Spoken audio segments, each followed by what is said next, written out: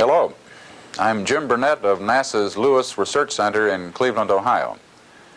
During this 8th program in the history of space travel, we'll see a film called Legacy of Gemini. It looks at a group of flights in which American astronauts orbited the Earth to learn to live and work in space. The flights were stepping stones in preparation for flights to the moon. Now, let's see the film, which was made in 1965.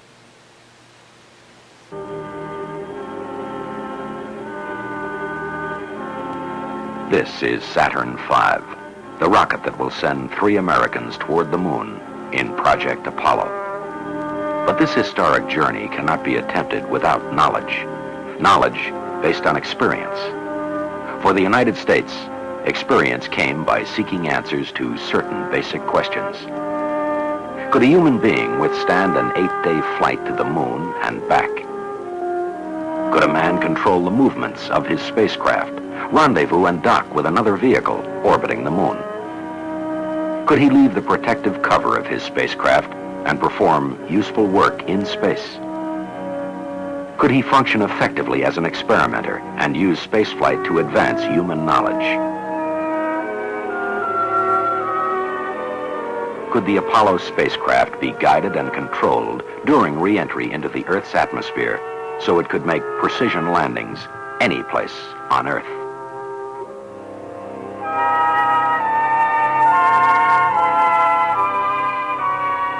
If the answer to any of these questions was no, it had to be known before 3 men travel 250,000 miles to the moon.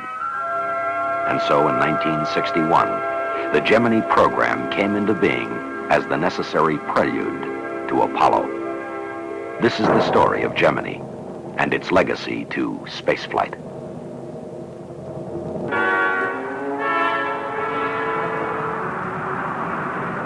On Gemini, training began on Earth and in the atmosphere. This specially designed airplane was flown hundreds of times on parabolic sweeps into the sky to provide the Gemini astronauts with brief periods of weightlessness. Here, seconds at a time, the difficulties of living in space were rehearsed.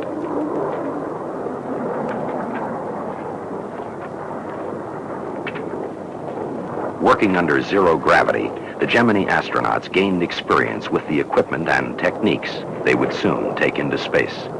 It took hours of training under these rigorous conditions to develop the confidence needed for operating in the space environment.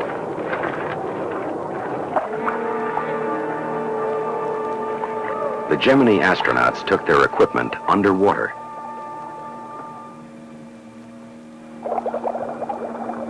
Balanced between sinking and rising, they learned to pace themselves as they performed tasks in a condition that simulated longer periods of weightlessness.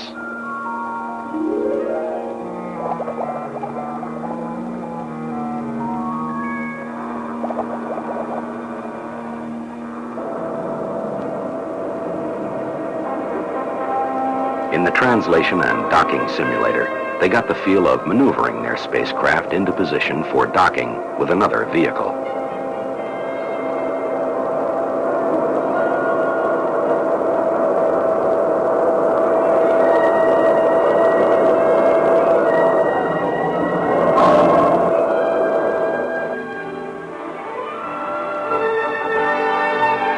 In the Gemini mission simulator, they flew entire missions without leaving the ground. Here, they learned to react quickly and correctly to problems fed to them through computers.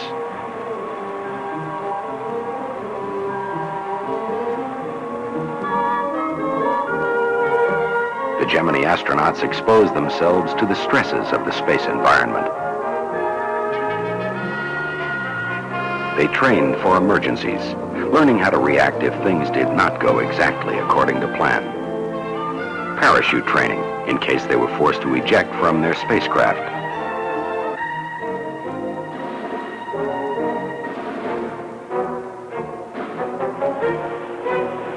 Water survival for landings in the ocean.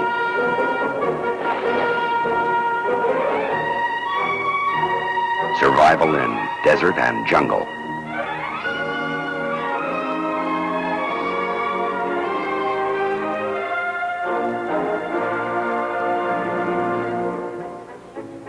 ultimately, there was no substitute for being there. Gemini took the men and the tools and the problems into orbit.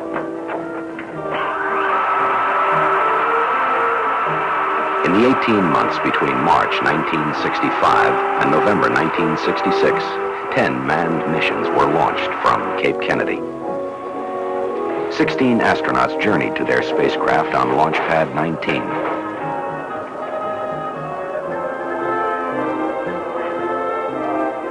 Virgil Grissom and John Young were first. Then James McDivitt and Edward White. L. Gordon Cooper and Charles Conrad. Frank Borman and James Lovell. Walter Schirra, Thomas Stafford, Neil Armstrong, David Scott, Eugene Cernan and Michael Collins, Richard Gordon, Edwin Aldrin. 4 of the Gemini astronauts made the trip twice. Together, these men helped thrust the United States into a new era of exploration.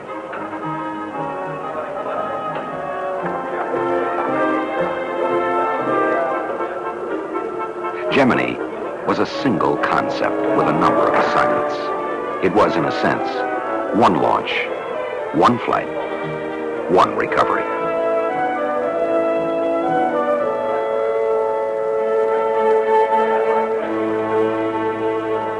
Stand by for 10-second countdown.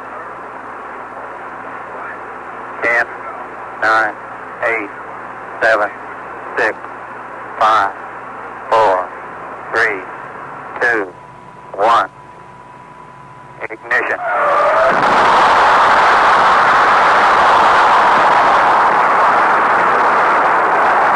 Liftoff.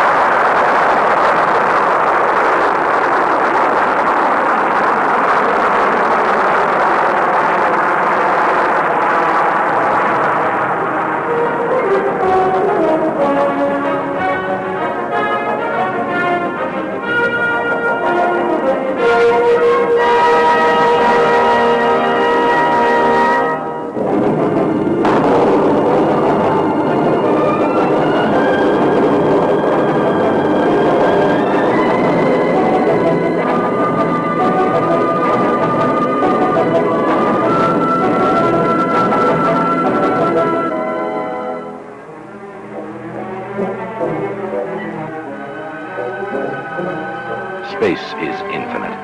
It yields slowly to exploration. In their voyages into this environment, the Gemini astronauts logged more than 1,940 man-hours of flight. Hurtling through space at 5 miles a second, they circled the Earth 600 times. In their 40 Earth days in space, they witnessed, as few men have, hundreds of sunsets on the changing horizons of our planet.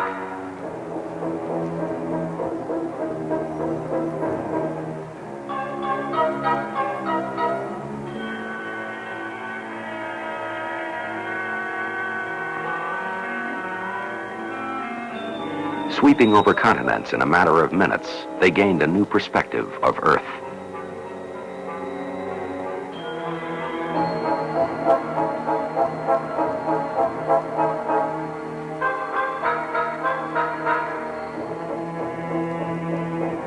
For Gemini, equipment and techniques were developed that enabled astronauts for the first time to maneuver their spacecraft, to change their orbit, to accelerate to new heights.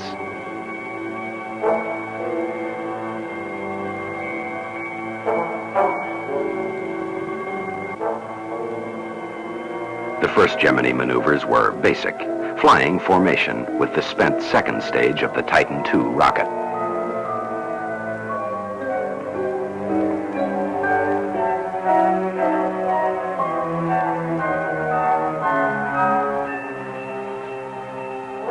Then a more difficult step, rendezvous, finding and approaching another craft in space. Okay, Gemini 6, ready to copy.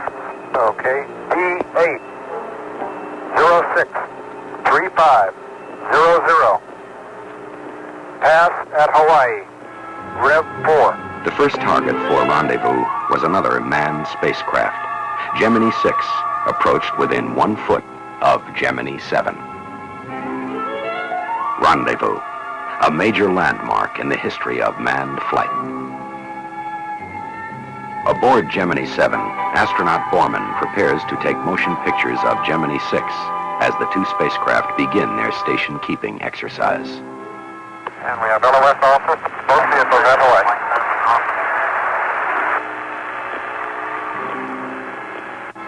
10 rendezvous were accomplished during the Gemini program. The techniques varied, for this maneuver is important to Project Apollo. The lunar module, on returning from the surface of the moon, must rendezvous and dock with the command and service module. In Gemini, conditions of lunar orbit were simulated in Earth orbit, and confidence for Apollo grew.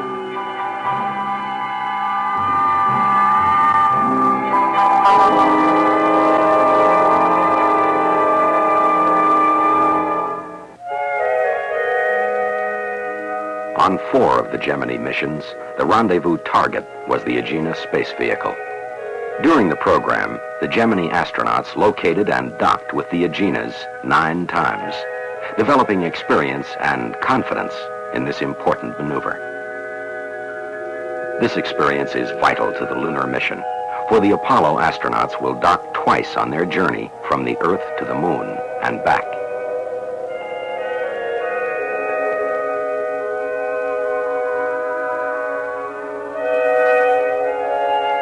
As the spacecraft moved in, docking lights aboard the vehicle helped guide the pilot during the final stages of the maneuver. Okay, Gemini 8, it looks good here from the ground. We're showing cone rigid. Everything looks good from the docking. Okay, we're going to cycle our stop on switch now. Roger. The flight, we are down. But not everything always went according to plan. On Gemini 8, a thruster failed, causing excessive yaw and roll. Unable to find the source of trouble, Command Pilot Armstrong undocked. The roll rate accelerated, reaching an alarming 1 revolution per second. But Armstrong fought and won his struggle to regain control, and he brought Gemini 8 to a safe landing.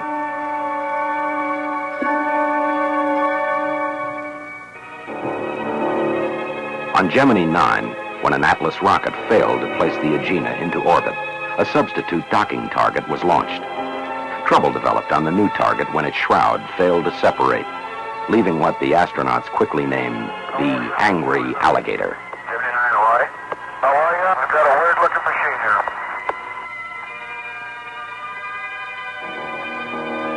here. Although the docking maneuver had to be canceled, the flight plan was revised so the astronauts could go on to practice rendezvous 2 more times, developing faith in their ability to cope with adversity and to learn from the unexpected. The job is open at about 25 to 30 degrees and both the piston springs looks like they're fully extended.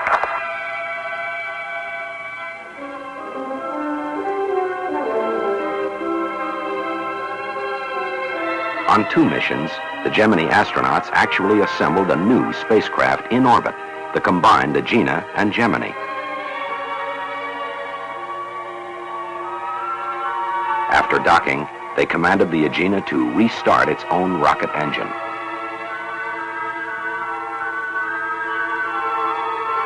On 1 mission, this space-built vehicle was flown to a record altitude of 851 miles.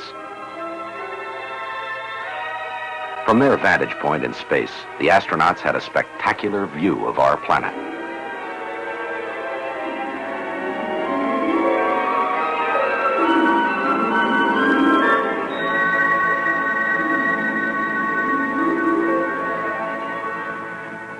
Although flight experience was the primary objective of Gemini, the program offered a unique space laboratory to science, medicine, and technology. More than 50 experiments were carried on the Gemini spacecraft. Many were repeated on several flights.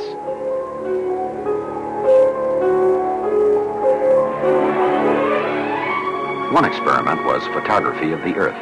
Vast areas never seen by man in their entirety were studied.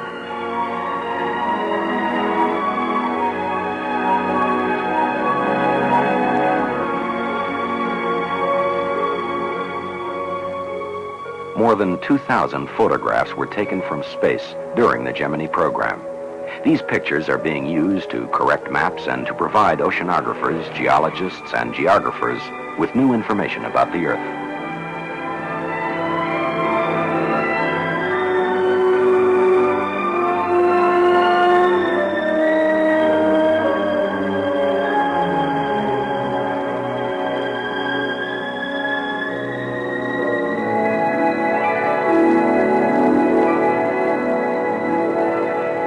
Gemini astronauts also use their cameras to photograph cloud patterns and other atmospheric phenomena. This work supplemented information obtained from unmanned weather satellites.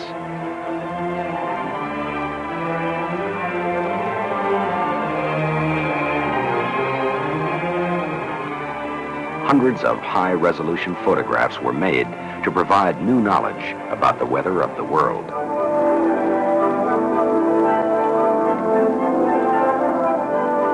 The astronomical sciences also benefited from Gemini, for the orbiting spacecraft enables scientists to send instruments far above the blanket of atmosphere, which filters and obscures a variety of phenomena.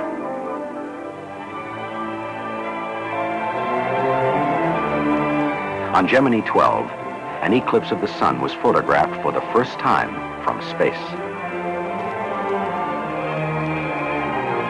The results of scientific research conducted on Gemini have been made available to the world, not only helping to advance man's knowledge, but promoting a greater measure of understanding among nations.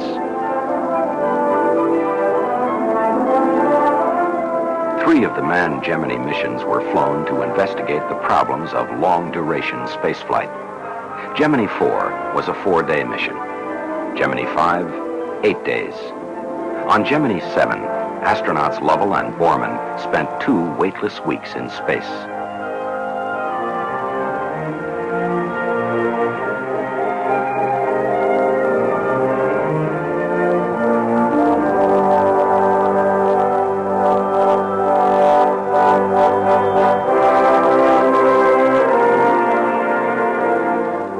These flights confirmed the endurance of man and his new spacecraft systems.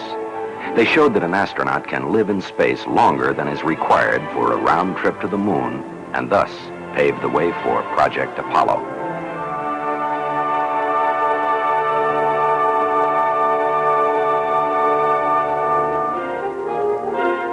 Using the Gemini space vehicle, the astronauts also experimented with a new technique for holding their spacecraft's attitude fixed with respect to the Earth. Normally, this requires the continuous use of fuel.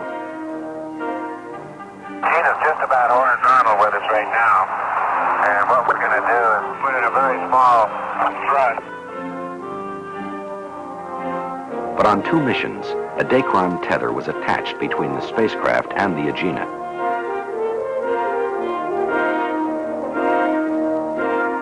The tether is nicely taut now, and I think as long as we keep it taut, we might be able The Gemini, slightly nearer the Earth, was pulled more strongly by gravity than was the spacecraft. This small difference was enough to stabilize the vehicles so they could maintain their position without use of fuel. This technique has important implications for future space missions.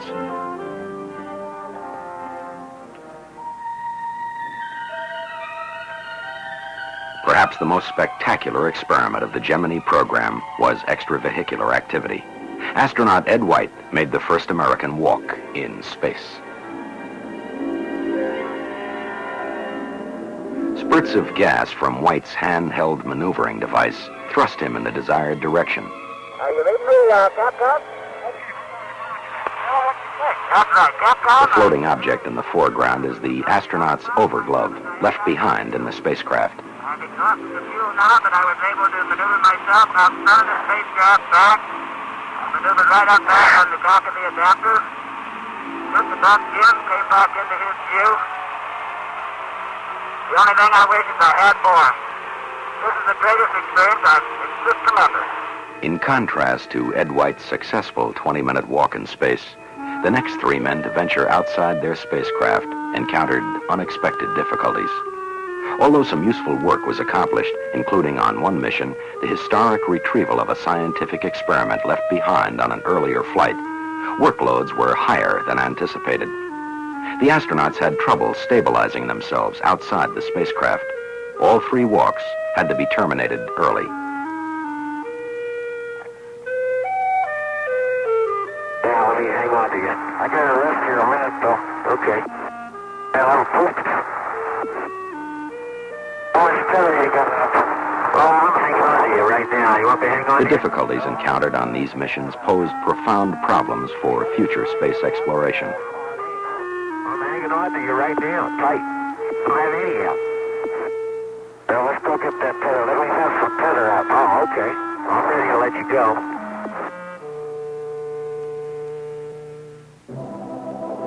So another more careful and more tightly controlled test was prepared for Gemini 12, the last flight in the program. Prior to this flight, astronaut Aldrin trained intensively underwater, pacing himself for his work in space.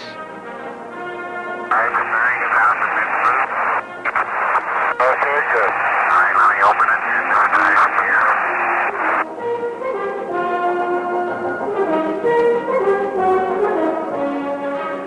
The tasks assigned to him were designed to compare the difficulty of working in a weightless environment with work under normal gravity.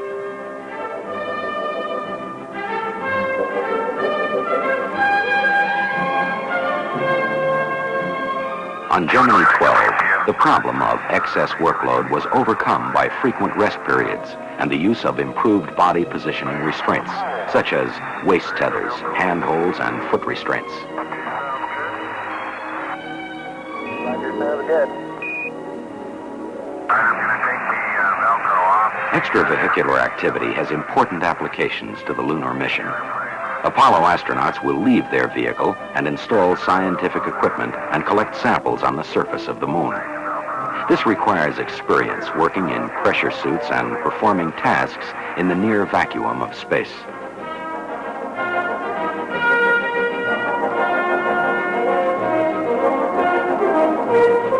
The success of EVA during Gemini will also give Apollo astronauts returning from the lunar surface the ability to board their command module, even if they are faced with docking difficulties. I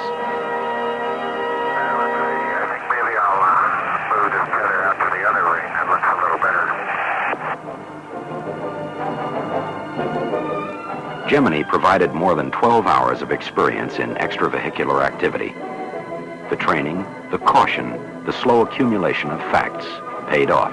Man can work in space.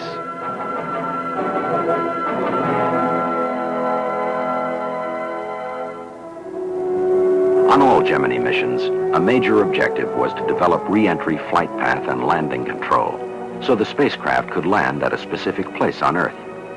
This required the development of new techniques for guiding and controlling the re-entry of the spacecraft.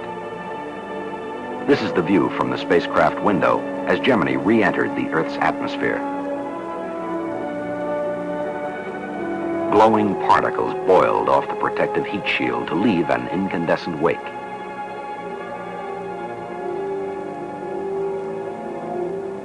During Gemini, 10 manned spacecraft made this fiery re-entry into the Earth's atmosphere.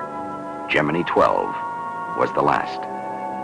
Its re-entry in November 1966 climaxed a program which will really have no end. For Gemini is illuminating the future.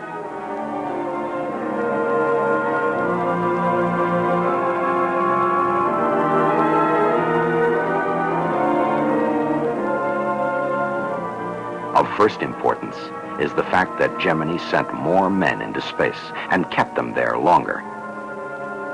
Gemini multiplied American manned spaceflight experience 37 times. There it is. Hey. I see it. 12, Houston, we've got you on the boob tube. You look good. Gemini, an open program, helped further promote international cooperation in space.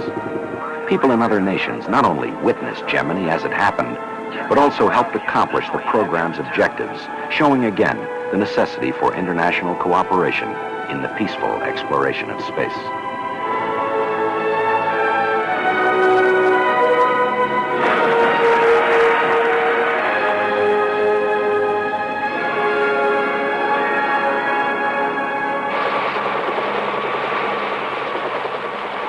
Gemini also leaves as its legacy a greatly expanded science and technology, proof that government, industry, and the scientific community can work together to translate man's boldest dreams into action.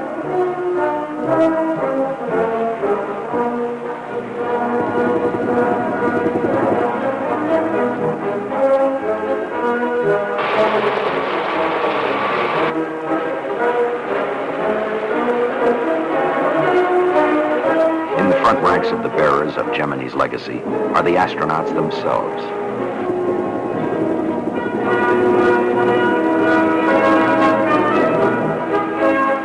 These veterans are now ready to face the challenge of Apollo.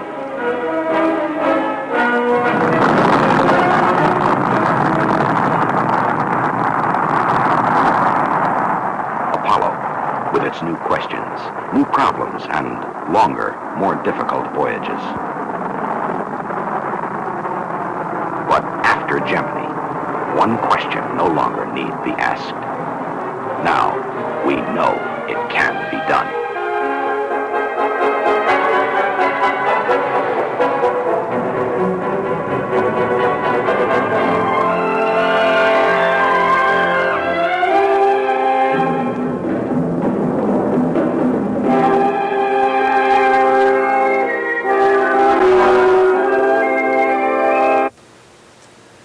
Interesting story. Thousands of Americans helped make the Gemini program a success. An example of one of the spacecraft systems is the fuel cell. It was used to generate electricity for use on the ship. Fuel cells use a fuel and an oxidizer to generate electricity. They do it quietly, efficiently, without rotating machinery or pollution. The cells on Gemini used hydrogen and oxygen. Fuel cells are now being developed and evaluated for possible use in ground-based electric power generating systems. During the next program in our series, we'll see men orbit the moon for the first time. Until then, this is Jim Burnett saying goodbye from NASA's Lewis Research Center in Cleveland, Ohio.